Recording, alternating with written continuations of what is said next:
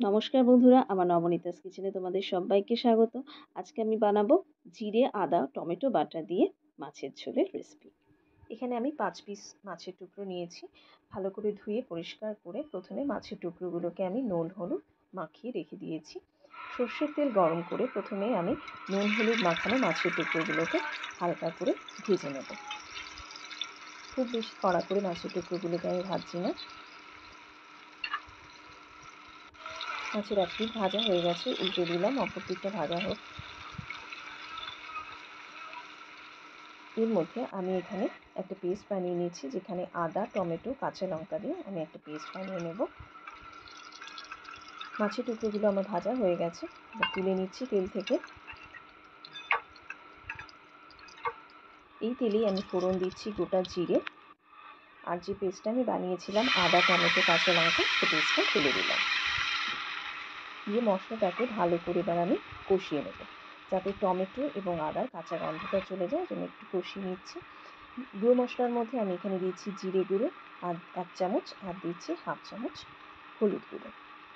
দিয়ে গুঁড়ো মশলার সাথে বাটা মশলাটাকে ভালো করে আবার আমি কষিয়ে নেব। রান্নাটা আমি শুধু আদা আর জিরে বাটা দিয়েই করছি, সেজন্য মশলাটাকে একটু ভালো করে কষিয়ে নিতে হবে, যাতে কাঁচা গন্ধটা না থাকে। মশলাটা কষানো হয়ে এসছে। এবার আমি এর মধ্যে কিছু আলুর টুকরো ভেজে রেখেছিলাম, সেটা দিয়ে দিলাম। দিয়ে মশলার সাথে ভালো করে আলুর টুকরোগুলোকে মিশিয়ে নিচ্ছি। আমি আগে নুন ব্যবহার করিনি, এখানে আমি দিচ্ছি সামান্য নুন। প্রয়োজন লাগলে আবার পরে আমি দেব। এখন অল্প নুন দিয়ে ভালো করে মশলাটাকে কষিয়ে নিচ্ছি। মশলাটা কষানো হয়ে গেছে, দেখো। এবার এখানে দিয়ে দিচ্ছি জল। যেরকম ঝোল পছন্দ করো সেই পরিমাণ বুঝিয়ে জল দেবে। আমি আলুটাকে অল্প একটু সেদ্ধ করতে হবে বলে একটু জল রাখছি।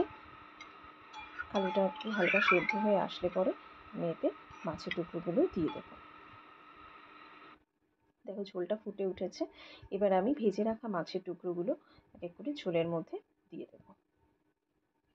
গরমের দিনে মাঝে সাঝে এরমভাবে হালকা পাতলা মাছের ঝোল কিন্তু ভালোই লাগে।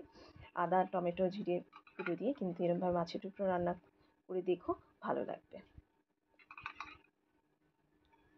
মাছের টুকরোগুলোকে দিয়ে আর একটু আমি ফুটিয়ে নিচ্ছি। ঝোলটা ফুটে উঠেছে, আর অল্প একটু নুন দিলাম। তখন আমি অল্প নুন দিয়েছিলাম, ঝোল দেওয়ার পরে অল্প সামান্য নুন দিয়ে আর একটু আমি জাল দিয়ে নিচ্ছি। দিয়ে দিলাম একটা কাঁচা লঙ্কা। ঝোলটা দেখো সুন্দর ফুটে উঠেছে।